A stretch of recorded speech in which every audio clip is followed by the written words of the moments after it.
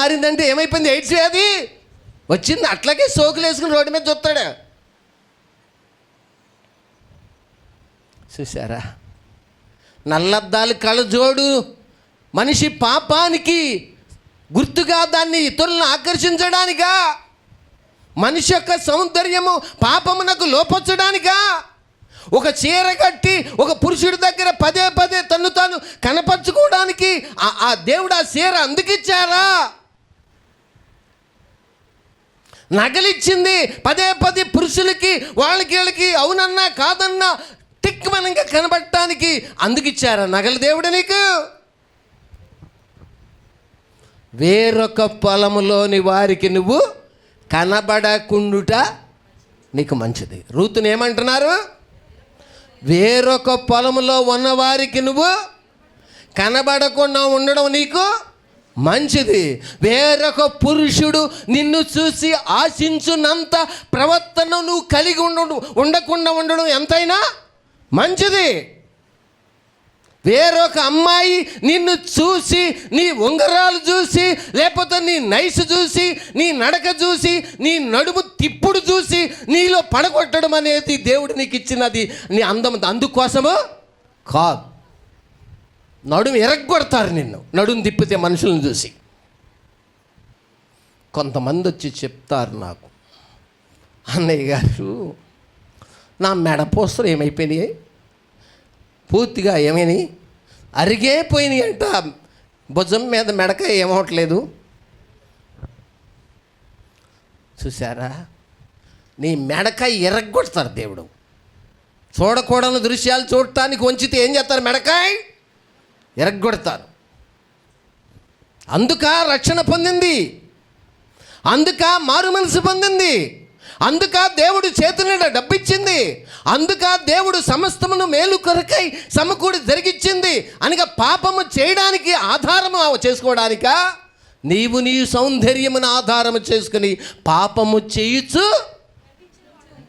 నీవు సౌందర్యమును ఆధారము చేసుకుని పాపము చేయొచ్చు వచ్చావు. దేన్ని ఆధారం చేసుకున్నారట?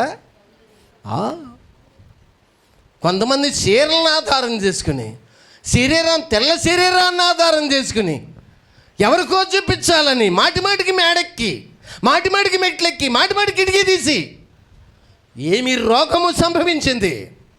కొత్త రోగం వచ్చిందా? చూసారా? ఏమి సంభవించింది? చక్కని సంసారాన్ని పాడు చేసుకునే రోగం వచ్చింది. చక్కని దేవునితో సహవాసాన్ని, దేవునితో కలిసి బ్రతికి బాధ్యతగా బ్రతికే భాగ్యాన్ని నాశనం చేయడానికి వచ్చింది ఆ రోగం. డబ్బులు ఎక్కువైన పనులవి, కళ్ళు నెత్తి మీదకి వచ్చిన పనులవి, అహంకారంతో కూడిన పనులవి.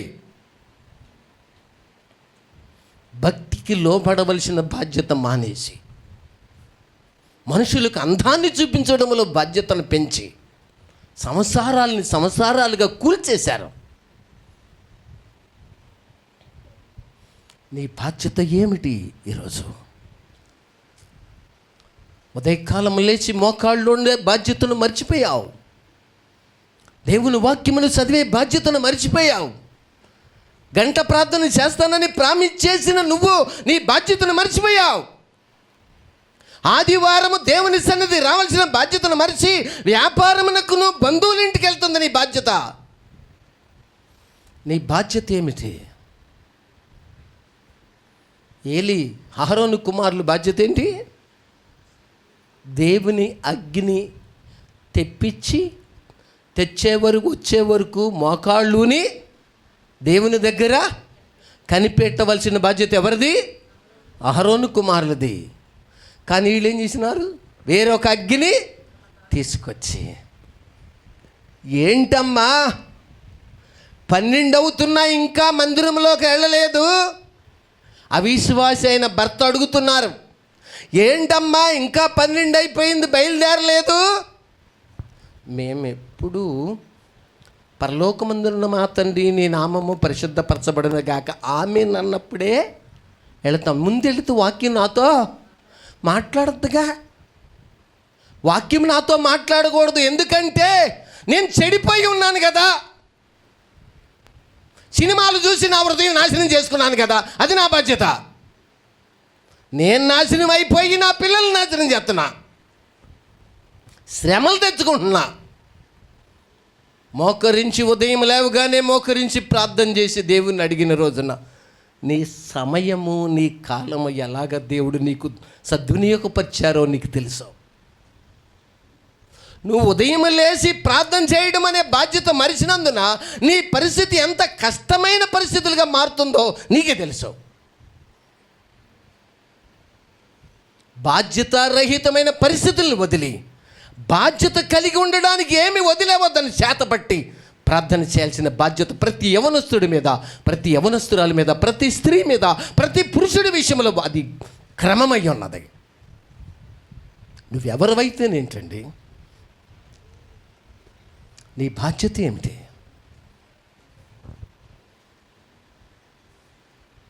ఇర్మియా గ్రంథం 2వ అధ్యాయం. షీహోరు నీళ్లు దాగుటకు చదువు. ఇర్మియా గ్రంథం 2వ అధ్యాయం 18వ వచనం.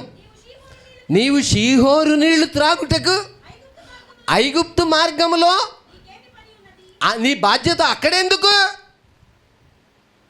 కాలేజీ కానీ బయలుదేరిన నువ్వు మరొక అబ్బాయి ఇంటి దగ్గర నీకేం పని? వ్యాపారానికి వెళ్తున్నాను బయలుదేరి మరొక అమ్మాయి ఇంటి దగ్గర నువ్వు ఎందుకు నిలుచున్నావు? అదా నీ బాధ్యత?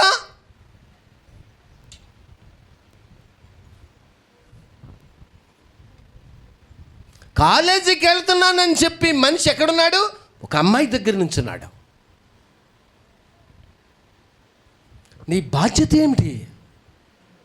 నీ బాధ్యతను నువ్వు విస్మరించిన రోజున దేవుడు నీకున్న ప్రతి పరిస్థితిని విస్మరించి నిన్ను అనామకంగా చేసి మట్టి కరిపించి మళ్ళీ దేవుని బాధ్యత ఏంటో నీకు పూర్తిగా తెలిసే వరకు దేవుడు నిన్ను దాటి పోరం.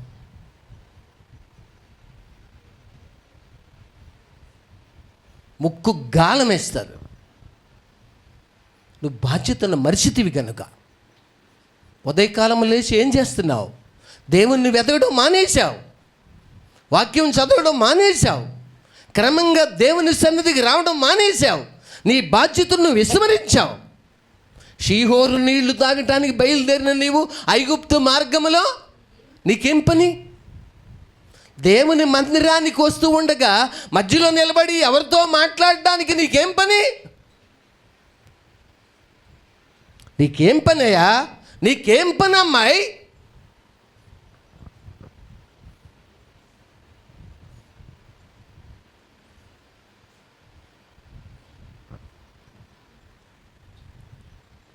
క్లాసులు వింటున్నానని చెప్పి వంకబెట్టి నెట్టేయించుకుని తల్లిదండ్రులకి మసగా కొట్టి వాళ్ళకిద్దరికి ముసుకేసి నువ్వేమో తలుపేసుకుని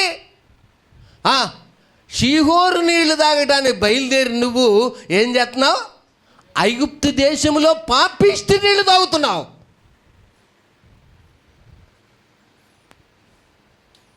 నీ లైఫ్ని కూనీ చేసే నీళ్లు తాగుతున్నావు. నీ బ్రతుకుని నాశనం చేసి నీ కోక టేళ్ళను నరుక్కునే నీళ్లు తాగుతున్నావు. పైకి ఏమీ ఎరుగునట్టు నటిస్తున్నావు. అది నీ టాక్టీస్ అనుకుంటున్నావు. నువ్వు దేవుణ్ణి మోసపరచలేవు, మోసగించలేవు. నిన్ను నువ్వే మోసం చేసుకుంటున్నావు.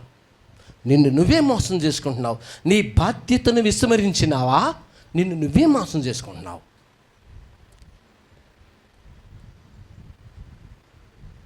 సేవకులు వెళ్తుంటే సరే డ్రైవింగ్ చేస్తాననే ఆలోచన వచ్చిన పిల్లలకి డ్రైవింగ్ చేస్తాడు కానీ ఎదురు చూస్తే ఆ రోజు కంటికే అది వాళ్ళ యొక్క బాధ్యత. చూసారా? పరిచర్య చేస్తారని చూస్తుంటే పరిచర్య చేసే దగ్గర కనబడకపోవడం వాళ్ళ బాధ్యత. వాళ్ళు నేర్చుకున్నది.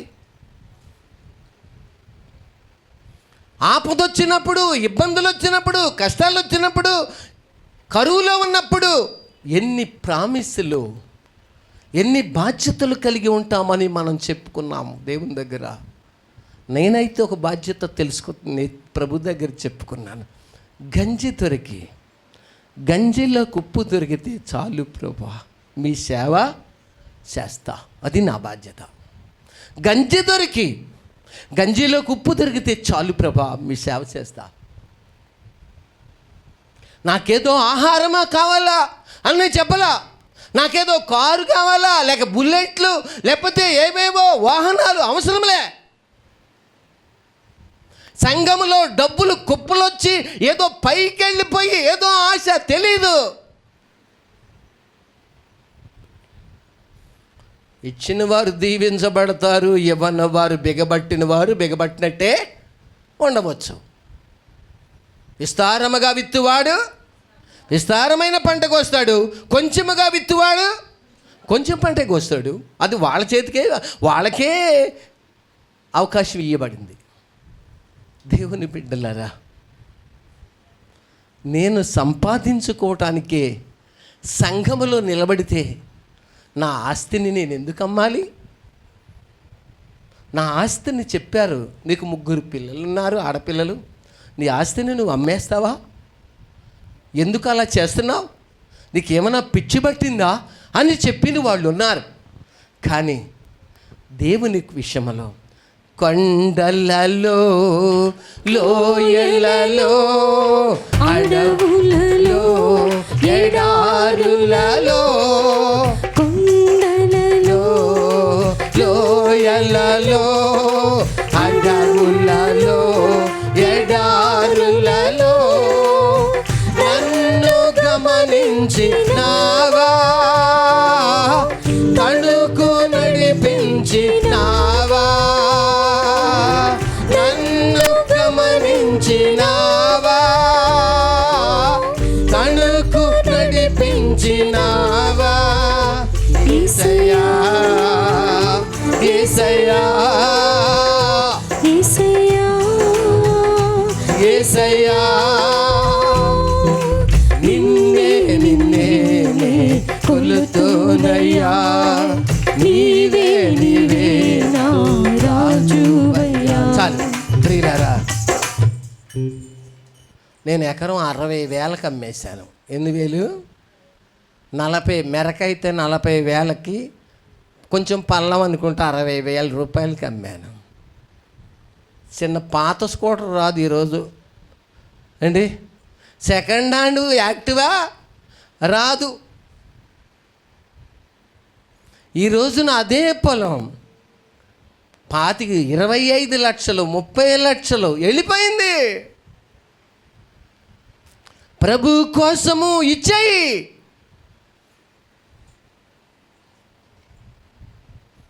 నీ దేవుడు నీకు సహాయము చేస్తారు. చేయకపోయినా పర్వాలేదు, నీ బాధ్యత అది. సేవకురాలు ఒకటి చెప్పారు, మీరు సేవ చేస్తానని చేయడానికి దేవుడు మిమ్మల్ని సిద్ధం చేసి ఉండగా ఎవరో స్థలం ఇస్తే మీరు సేవ చేయటం ఏంటండి? మీ ఆస్తిని అమ్మి స్థలము కొని సేవ చేసే బాధ్యతను ఏం చేయండి, చేత పట్టుకోండి.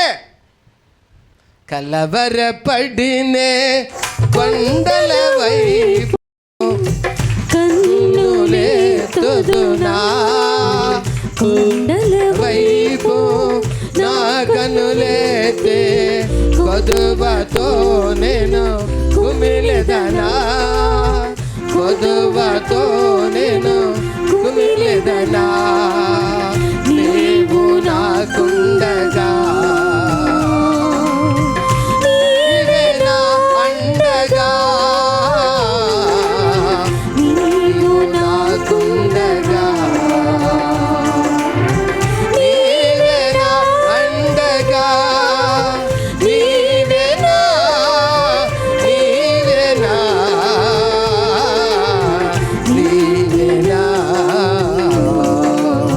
నీవే నా దాహము తీర్చిన, దింభరించిన పండవు. చాలామందికి భయం ఏంటంటే డాక్టర్ దగ్గరికి వెళ్తే భయం, ఏయో చెప్పేస్తారేమోనని. నా దగ్గర ఏమున్నాయో అవన్నీ చెప్పేస్తారేమో భయం వేస్తుంది. ఏం చేస్తారో అని భయం. కానీ డాక్టర్ దగ్గరికి వెళ్ళాలి, వేటిని గురించి చెప్తున్నారో వాటి విషయమై భయపడకుండా, వేటి గురించి అక్కడ లోపాలు ఉన్నాయో వాటిని సరిచేసుకోవడానికి ధైర్యం తెచ్చుకోవాలి తప్ప భయపడి డాక్టర్ దగ్గరికి వెళ్ళటం మానేస్తే నీకు నువ్వే సైలెంట్ కిల్లర్ అనమాట. అంటే నీకు నువ్వే సైలెంట్గా ఏం చేస్తున్నావు? నాశనము చేసుకుంటున్నావు. దేవుని సన్నిధికి వస్తే వాక్యం మాట్లాడద్దంటే ఇంకా నువ్వు దేవుని రాజ్యానికి ఎలా వెళ్తావు? డాక్టర్ దగ్గరికి వెళ్తే నాకు షుగర్ ఉందని చెప్పకూడదు, హార్ట్ ప్రాబ్లం ఉందని చెప్పకూడదు, లివర్ పాడైందని చెప్పకూడదు, కిడ్నీ ఒకటి పనిచేయట్లేదని చెప్పకూడదు, నీ పరిస్థితి సరిగా లేదు, వేళ మీద లెక్కేసుకోమని చెప్తారు అని భయపడితే ఎట్లా? ఏది పాడవుతుందో దాన్ని రెక్టిఫై చేసుకోగలిగిన ధైర్యము మనకెంతో అవసరం. నిజమా? ఏది పాడవుతుందో అది ఏం చేయాలి? రెక్టిఫై చేసుకోవాలి. అందుకనే భయమేలా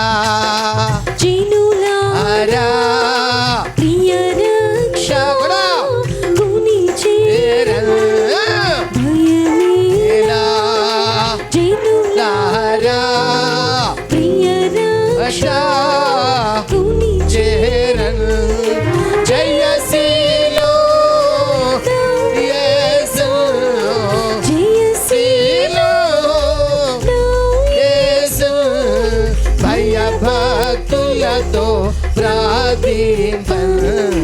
భయమేలా జినులారా రక్ష కుని చేరన్.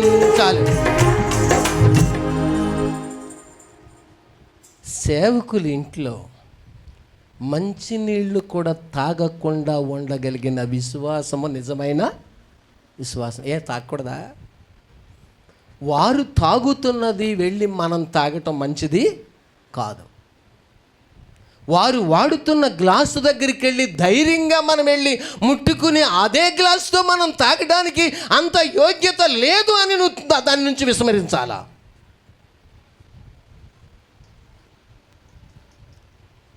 అపవాది ఎందుకు పడ్డాడు? దేవునితో సమానంగా చేసుకునే కింద పడ్డాడు. సేవకులకి మాకు వ్యత్యాసం లేదు, వాళ్ళ పిల్లలకి మాకు వ్యత్యాసం లేదు అని చెప్పి వంటగదిలో జొరబడి నీకు ఇష్టమైన పనులు చేస్తున్నావంటే నీ హృదయము దేవుని ఎదుట ఎంత చెడిపోయిందో చూసుకో. అలా ముట్టవచ్చునా? వారి పర్మిషన్ లేకుండా. మంచినీళ్ళు ముట్టవచ్చునా?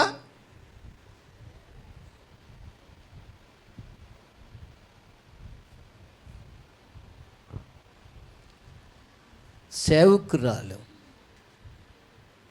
మన స్వీటీ 4 నెలల పాప మార్నింగ్ 7 గంటలకు డాబా అని ఇల్లుంది, అక్కడికి వెళ్ళి మధ్యాహ్నం 3ంటికి వచ్చేవారు. ఏం తిన్నారమ్మా బాలింతరాలు? మంచినీళ్ళు కూడా తాగలేదు. ఎందుకని అంటే సేవకుడా నీ భాగ్యమెంత గొప్పది, సేవ చేయు నీ బ్రతుకు ధన్యమైనది. సేవకుడా నీ భాగ్యమెంత గొప్పది, సేవ చేయు నీ బ్రతుకు ధన్యమైనది. బలవంతుడుగా ఉండుమా, క్రీస్తు యేసు కృపతో నిండుమా. బలవంతుడుగా ఉండుమా, క్రీస్తు యేసు కృపతో నిండుమా. సేవకుడా నీ భాగ్యమెంత గొప్పది, సేవ చేయు నీ బ్రతుకు ధన్యమైనది. చాలు. ఫంక్షన్ పెట్టుకున్నారు, బూర్లు వండుతున్నారు. ఈ లోపల ఒక వ్యక్తి వచ్చి చాటుకు తీసుకెళ్ళి వాటిని నువ్వు తినని మరొకరికి ఇచ్చి తాను తింటూ భక్తిహీనులుగా స్థాపించబడుట, అవిధేయులవుట దేవుని చిత్తమా కాదు. అందులో ఒక్కటైనా నన్ను రుచి చూడవచ్చా? ఎవరిని అడిగి తీశావు? అహరోను కుమారులు చేసిన ఘోరమైన పాపం అక్కడ ఏమైనా ఉందా? ఉంది. వంట చేస్తున్నారు, నిన్ను తినమనా? భక్తి విడిచి బ్రతుకుతున్న భక్తిహీనురాలు అయిపోయి భక్తిహీనుడు అయిపోయిన వ్యక్తిగా అక్కడికి వెళ్ళి తింటావా? నీ భక్తి లేని వ్యక్తి అని వాళ్ళందరికీ తెలియదు. నువ్వు తింటున్నా మరొకరికి తినిపిస్తున్నావు. అది దేవునిది, నేను తినకూడదు. ఇక్కడ జరుగుతున్న ప్రతిదీ ఎవరిది? దేవుని పేరట విశ్వాసులు తెచ్చారు, ఆయనకు భయపడి తెచ్చారు. నువ్వు ఇక్కడ ఏం చేస్తున్నావు? వాటిని ఇంకా ప్రార్థన చేయకముందే, దేవునికి ప్రార్థన చేయకముందే నువ్వే వేసేసావు, గాదిలో బొక్కేశావు. సేవకుల ఇంటిలో ఇంత పదార్థము నువ్వు ముట్టకూడదు. యాజకులే తప్ప ఎవరును తినకూడని రొట్టెలు ఎక్కడున్నాయి? దేవుని ఎక్కడున్నాయి? దేవుని బల్ల మీద ఉన్నాయి. ఎవరు తినకూడదు? యాజకులు తప్ప మరెవరు తినకూడదు. యాజకులే తినాలి ఆ బల్ల మీద రొట్టె. కానీ నువ్వేం చేస్తున్నావు? నువ్వెంత తెగించావు? నువ్వెంత తేలిగ్గా తీసుకున్నావు? నువ్వెంత దాన్ని ఈజీగా తీసుకున్నావు? నీ సంసారము కుదిరిపడకపోవడానికి, నువ్వు సరైన స్థితి లేకపోవడమే, ఒక నియమము లేదు, ఒక క్రమము లేకపోవడమే అందుకు కారణం.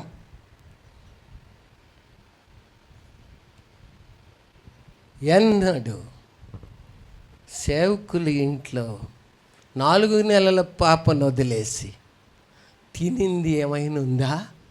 7 పిల్లల బట్టలు ఉతికి ఆరేసి ఇల్లంతా తడిబట్ట పెట్టి ఆడపిల్లలకి తలస్నానాలు చేయించి బాలింతరాలు చేసే పనులేనా?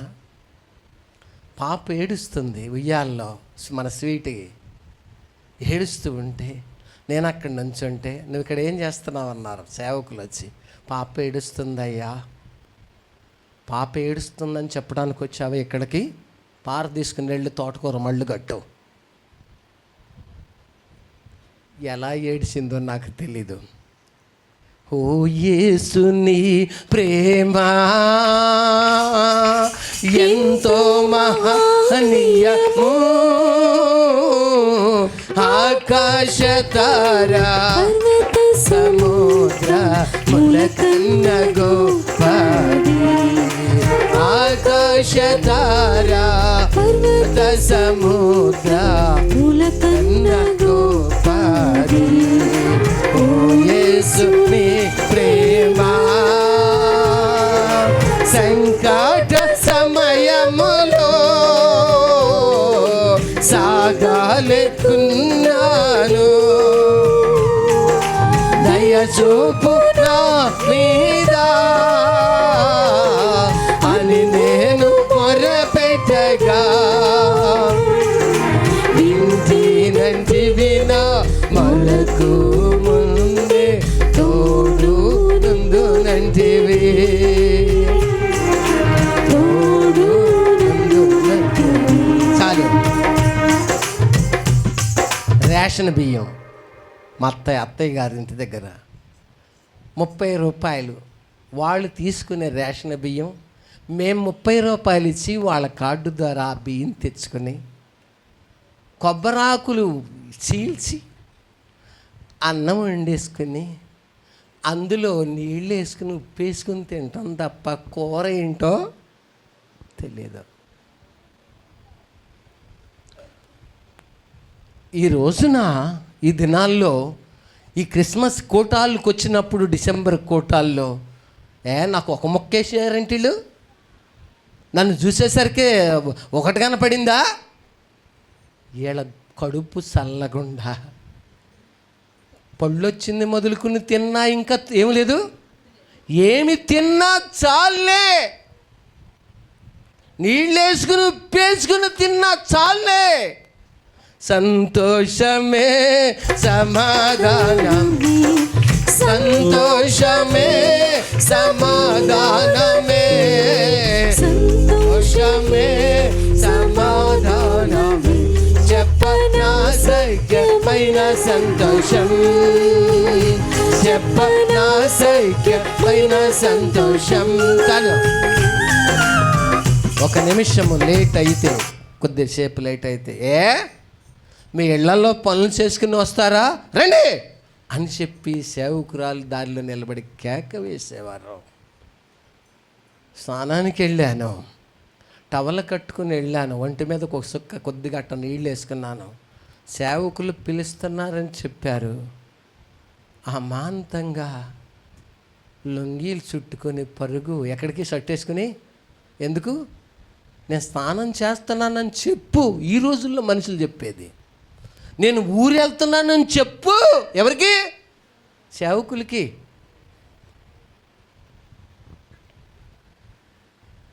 అప్పుడే వాళ్ళ దీవెన ఏమైంది, పోయింది. నీ బాధ్యతను విస్మరించిన రోజునే, గంట కొట్టడం మానేసిన రోజునే నీ పొలం ఏమైంది, ఎండిపోవటం స్టార్ట్ అయింది. నీ దీవెన కోకటేళ్లతో పీకేయడం ఆ రోజే స్టార్ట్ అయింది. నువ్వు బాధ్యతను మర్చిపోయావు.